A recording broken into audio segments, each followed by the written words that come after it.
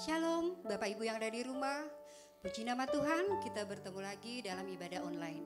Sebelum kita mulai ibadah ini, kita siapkan hati, kita berdoa bersama-sama. Bapa dalam surga, kami ucap syukur dan berterima kasih atas kebaikan-Mu, kasih karunia-Mu yang melimpah-limpah buat kami. Berkati ibadah ini Tuhan, lawatan Tuhan, urapan Tuhan terjadi bagi kami, juga bagi Bapak Ibu yang ada di rumah. Kami siap menerima para urapan Tuhan. Haleluya, amin.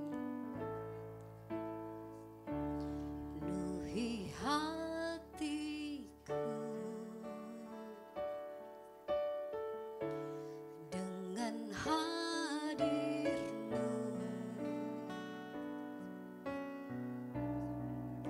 ku rindu memandang wajah-Mu, oh Tuhan, di dalam kekudusan-Mu.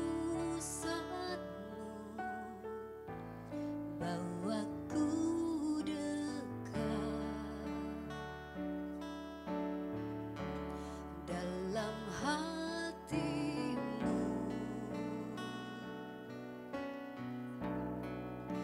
ku rindu mendengar suara-Mu, oh Tuhan.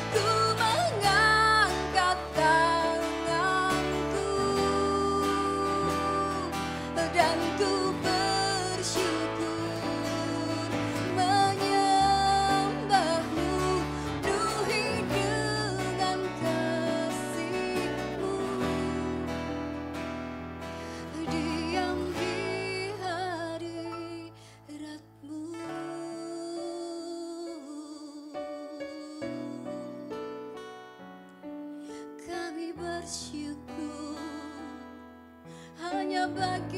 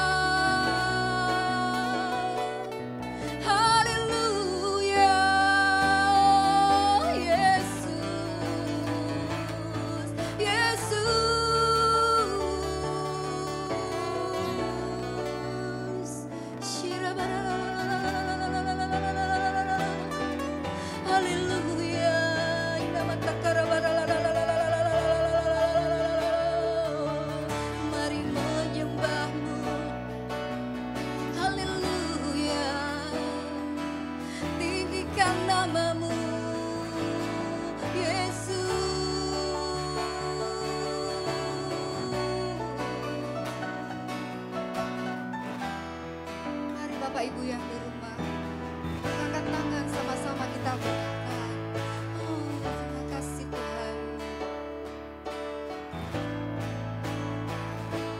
Ku rasakan kasih-Mu dan indahnya kekudusan-Mu, duhi dengan kasih-Mu,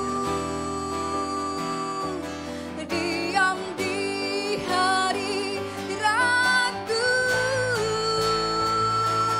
Ku mengangkat tanganku dan ku bersyukur menyembah-Mu, duhi dengan kasih-Mu, diam di hadirat-Mu.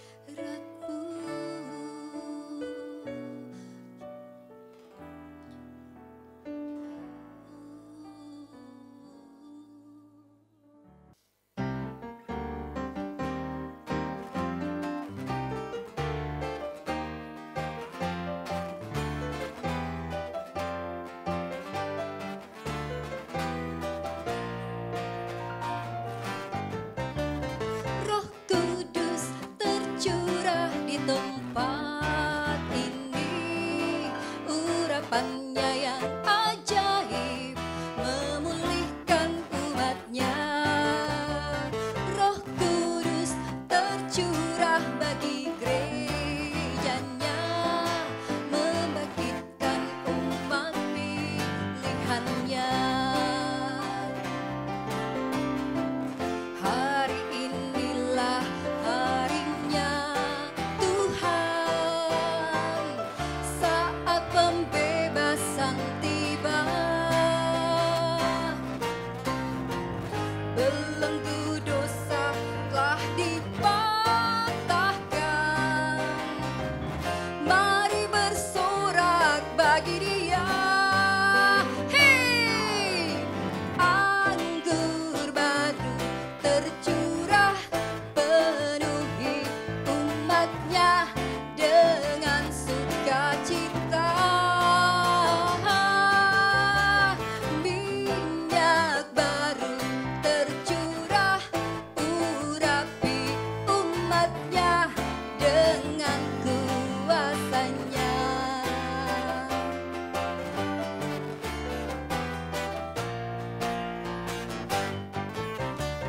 Roh Kudus tercurah di tempat ini, urapannya yang ajaib memulihkan umatnya.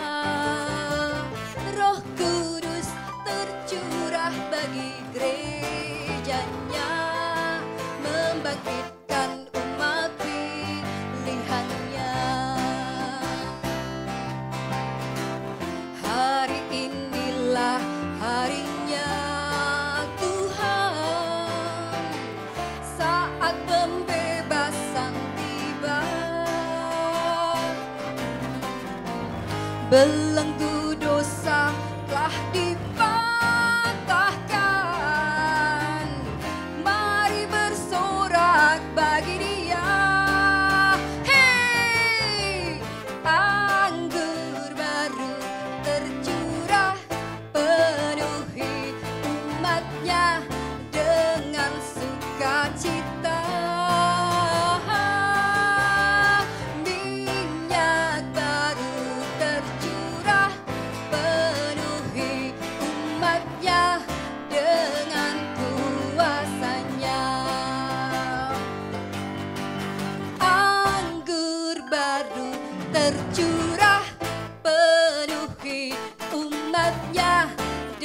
dengan sukacita. Oh, oh, minyak baru tercurah, urapi umatnya dengan kuasanya, dengan kuasanya. Oh, oh, dengan kuasanya.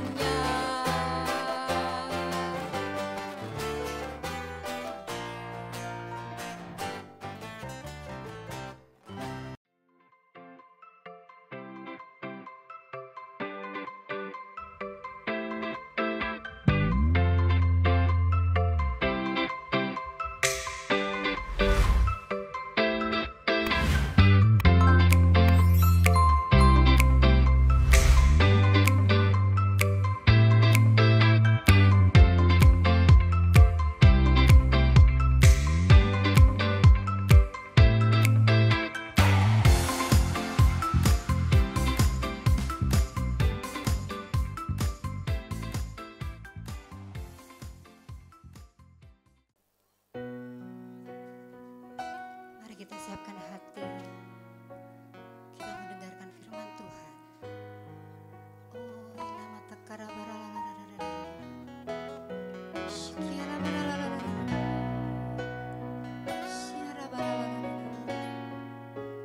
menjawab setiap doa kita.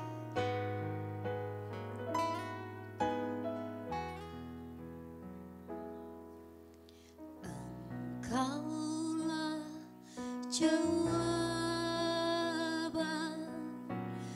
di setiap doaku saat ku menyembah, Roh-Mu bekerja. Engkaulah jawaban di setiap doaku saat ku menyembah, Roh-Mu bekerja. Tuhan, ku percaya kuasa-Mu sempurna saat ku berdoa, kuasa-Mu bekerja. Tuhan, ku percaya kuasa-Mu sempurna saat ku berdoa, kuasa-Mu bekerja. Tuhan, ku percaya kuasa-Mu sempurna saat ku berdoa, kuasa-Mu bekerja, kuasa-Mu bekerja.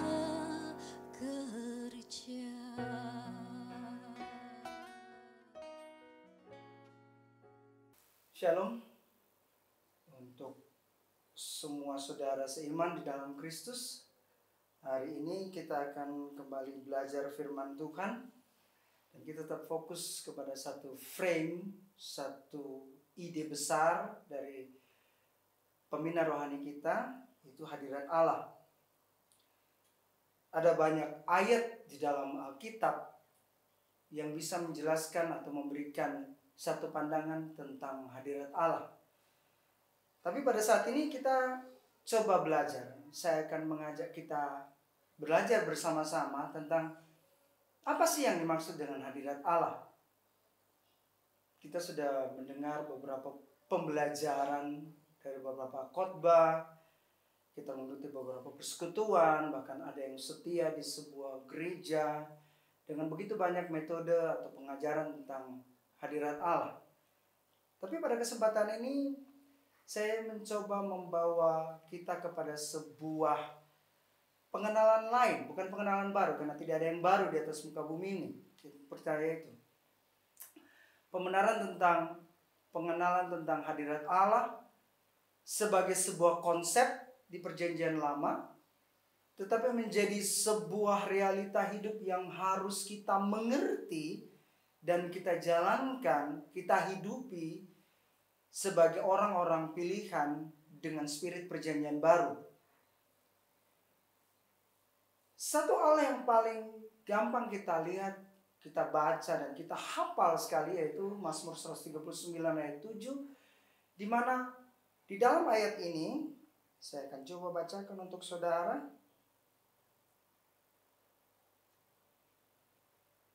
Kalau kita bacakan lengkap memang cukup panjang, tapi saya coba untuk mengarahkan atau membawa teman-teman bersaudara untuk mengerti firman ini. Mazmur 139 ayat 7 sampai 10. Bunyinya, kemana aku dapat pergi menjauhi rohmu? Kemana aku dapat lari dari hadapanmu? Jika aku mendaki ke langit, engkau di sana. Jika aku menaruh tempat tidurku di dunia orang mati, di situ pun engkau. Jika aku terbang dengan sayap fajar dan membuat kediaman di ujung laut, juga di sana tanganmu akan menuntun aku, dan tangan kananmu memegang aku. Demikian firman Tuhan. Saat ini, kalau kita mencoba mengingat apa yang dimaksud dengan hadirat Allah, maka ada begitu banyak definisi yang kita pernah ikuti. Tapi saya akan mencoba mengantarnya dengan sangat sederhana.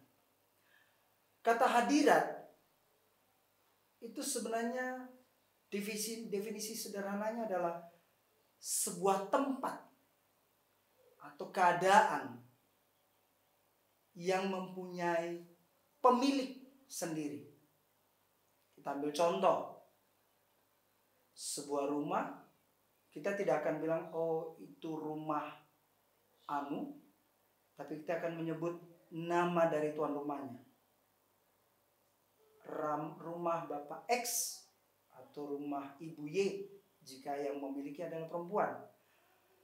Dan kalau kita kembali kepada hadirat Allah, berarti kondisi atau tempat yang dimaksud adalah milik Allah. Lalu bagaimana dengan kita? Kita adalah orang-orang yang hidup di sebuah tempat yang dikhususkan oleh Allah. Kenapa dikhususkan? Karena secara realita kita semua hidup di satu bumi yang sama, di alam semesta yang sama, mengalami kehidupan pagi dan petang, siang dan malam. Kita sama-sama bergumul tentang kebutuhan fisik, kebutuhan jiwani. Kita juga bisa emosi, kita bisa marah. Tetapi ternyata di dalam satu alam semesta yang besar ini, Allah membuat satu kediaman khusus yang Dia panggil sebagai hadiratnya. Siapakah penghuninya? Ternyata tidak semua orang. Penghuni hadirat Allah hanya orang-orang yang dipilih. Sekali lagi, yang dipilih. Ciri orang-orang yang dipilih, yang pasti pertama adalah percaya firman sebagai firman tertulis dalam Alkitab, percaya Yesus sebagai firman yang hidup, yang sudah menggenapi semua muatan Alkitab di Perjanjian Lama, bahkan mengambil bagian, membuat menyelesaikan semua yang harus akan terjadi di Perjanjian Baru sampai pada kesudahannya. Kemudian apa yang kita dapatkan? Kebenaran yang harus kita lakukan. Bagaimana kita menjalaninya? Seberapa istimewakah hadirat Allah bagi orang percaya? Kabar gembiranya adalah doa kita didengar. Itu pasti. Yang kedua, pemilihan Allah atas kita tidak dapat diganggu-gugat. Ketiga, pemilihan atas kita tidak terintervensi oleh apapun, bahkan oleh diri kita sendiri. Maksudnya, waktu kita bisa mengenal Allah, memanggil Yesus Kristus sebagai firman yang menjadi daging, yang hidup, mati, dikuburkan, dan bangkit kembali ke surga, itu bukan karena kita, bukan usaha kita, semata-mata karena keputusan Allah dengan segala kedaulatannya. Lalu bagaimana kita mengenal bahwa ini hadirat Allah? Hadirat Allah jangan selalu dibawa kepada sebuah keadaan di mana orang akan berkumpul di satu jam tertentu, lalu membicarakan hal-hal yang rohani saja, lalu berdoa memakai bahasa lidah saja. Bukan. Hadirat Allah adalah sebuah keadaan yang mampu mengintervensi segala bentuk kehidupan kita, termasuk di dalamnya pergumulan kita. Kita tidak bisa membedakan bahwa oh ini harinya Tuhan, bagaimana dengan hari yang lain. Oh ini waktunya Tuhan, bagaimana dengan waktu yang lain. Kita harus melihat hadirat Allah sebagai sebuah kesatuan yang utuh. Dia mengintervensi kehidupan kita 24 jam. Dia mengintervensi susah senang kita. Dia tahu apa yang menjadi kebutuhan kita. Dia mengerti apa yang menjadi kehilangan kita. Dan itu yang membuat tempat dan momen ini menjadi selalu istimewa. Sekali lagi, kenapa saya katakan istimewa? Karena hanya orang yang berdoa dan percaya di dalam nama Yesus yang bisa mengerti ini adalah hadirat Allah atau bukan. Lalu bagaimana dengan kehidupan sekarang? Apakah hadirat Allah itu masih ada? Sekali lagi, saya harus mengulangi. Hadirat Allah tidak pernah dimulai oleh manusia dan tidak akan pernah berakhir oleh karena keadaan manusia. Hadirat Allah berjalan bersama-sama dengan kita, mengintervensi kehidupan orang percaya, tetapi juga tahu pada saat mana, sekali lagi menurut kedaulatan Allah, pada saat mana kita akan mengalami pertolongan, tetapi pada saat mana kita harus mengalami pendisiplinan. Karena di dalam Allah, di dalam orang percaya tidak ada lagi penghukuman. Kalau penghukuman itu cuma satu, kematian kekal. Tapi apa yang saya maksud adalah pendisiplinan. Tidak mengenakan? Sangat tidak mengenakan. Karena pendisiplinan menuntut pembentukan karakter yang harus selalu dibarui. Tapi bagaimana hasilnya? Hasilnya tidak akan bisa kita definisikan. Supaya kita menghindari dari teologi yang berkata, jika engkau diberkati, maka pendisiplinan selesai. Jika hidupmu makmur, berarti Tuhan sangat mencintai engkau. Bagaimana dengan orang miskin? Bagaimana dengan orang-orang yang tidak dihitung, tidak dianggap ada, tetapi mereka percaya Kristus? Apakah mereka tidak ada di dalam hadirat Tuhan? Apakah mereka tidak ada di dalam rencana Tuhan? Saya secara pribadi berkata, itu salah. Diberkati atau tidak, keadaannya makmur atau susah, kita hanya bersyukur satu hal. Kita menjadi penghuni hadirat Allah yang tetap. Sekali lagi, yang tetap. Karena apa? Kita di dalam kamar mandi, kita di dalam kamar tidur, kita di tempat pekerjaan, kita lagi bersantai, kita lagi bergumul. Di dalam segala sikon dan keadaan, hadirat Allah ada. Dan yang menjadi ciri khas dari hadirat Allah adalah tidak dibatasi ruang dan tidak terbatas waktu. Suka atau tidak, hadirat Allah menguasai kita. Disadari atau tidak, kita ada di dalam hadirat Allah. Pertanyaannya sekarang, apakah kita menyadari bahwa apa yang kita alami saat ini merupakan bagian kecil saja dari pembentukan karakter kita? Apakah kita menyadari bahwa apa yang kita alami saat ini tetap ada di dalam kendali dan pengawasan Tuhan? Selama kita kembali kepada pengertian yang benar tentang hadirat Allah, maka kita tidak perlu berpikir macam-macam. Kita tidak perlu berpikir bagaimana dengan hari esok. Apakah kemarin mempengaruhi hari depan? Apakah hari ini akibat dari hari kemarin? Ingat, di dalam kebenaran Alkitab kita tidak hidup sebagai sebab akibat, tapi kita hidup di dalam anugerah. Kita hidup di dalam anugerah berarti kita hanya ada karena Tuhan, dan kita akan selesaikan hidup ini juga karena Tuhan. Kita bahagia karena Tuhan, kita sedih di dalam penguasaan Tuhan. Dan kesimpulan yang bisa saya bagikan adalah gini. Hadirat Allah tidak pernah merusak keinginan pribadi kita, tapi hadirat Allah menolong kita untuk mengontrol sudah sampai seberapa jauh kita bisa mengikuti kebenaran firman, atau apakah kita masih berpikir kita membutuhkan Allah atau tidak. Tapi satu penghiburan yang saya pasti bagikan dan saya yakinkan itu, selama kita masih di dalam kehidupan baik senang maupun susah, dan ketika kita berdoa kita masih menyebut nama Yesus, puji Tuhan untuk itu. Kita tetap orang pilihan. Dan orang pilihan hanya hidup dari anugerah. Anugerah yang kita percayai hanya satu. Anugerah oleh karena kuasa kematian, kebangkitan, naik ke surga, dan pekerjaan roh yang adalah roh Kristus. Bapa, Anak, dan Roh di dalam satu nama Yesus Kristus. Itu yang mengerjakan dan membuat serta menjaga kita setia sampai kesudahan segala waktu di dalam sebuah rumah besar yang tidak kelihatan, tetapi penuh dengan kedaulatan dan kekuatan yang penuh. Rumah yang kita sebut hadirat Allah. Tuhan Yesus memberkati.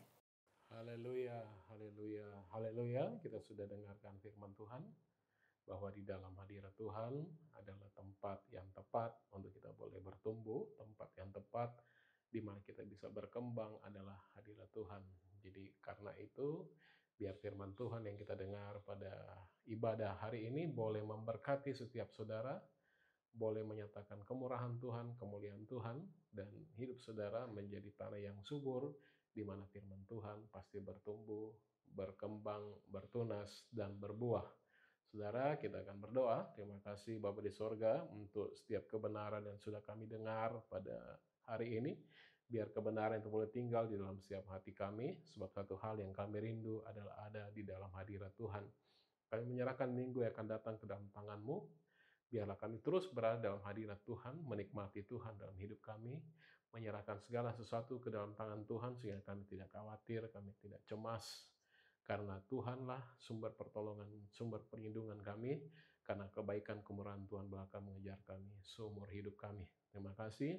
Kami mau berdoa buat pemerintah kami, pemerintah Indonesia, biarlah Tuhan memberkati seluruh pemerintah kami, dari pusat sampai yang paling bawah, biarlah Tuhan memberi mereka hikmat dalam mengambil keputusan, terutama dalam mengatasi pandemi COVID ini.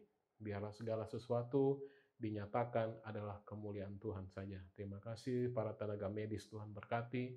Terima kasih Tuhan beri mereka kemampuan dan kekuatan daripada Tuhan. Berkati setiap anak-anak Tuhan yang sedang menderita sakit penyakit, tristima COVID ataupun sakit apapun mereka, biarlah mereka terus mengalami bahwa ada hadirat Tuhan yang menyertai mereka. Terima kasih Bapa.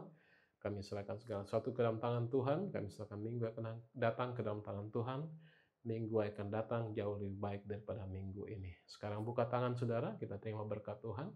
Terima kasih Tuhan memberkati kami dengan damai sejahtera dan sukacita yang melimpah-limpah. Tuhan yang mengarahkan wajahnya kepadamu dan menyinari engkau dengan kasih karunia. Tuhan menyatakan kemurahannya, ada berkat materi, berkat damai sejahtera, berkat sukacita, berkat kesehatan, limpah-limpah turun atas setiap saudara, datang daripada Allah Bapa, Allah Putra, Allah Roh Kudus, yang percaya diberkati, sama-sama katakan amin. Terima kasih, sampai ketemu di ibadah berikutnya. Tuhan memberkati saudara.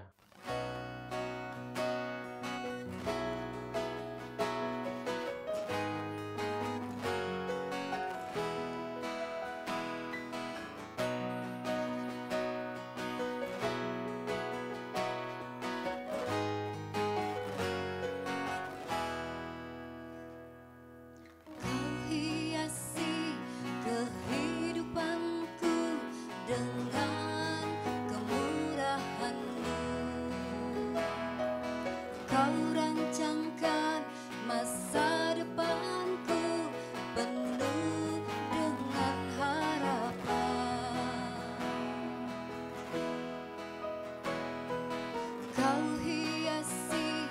kehidupan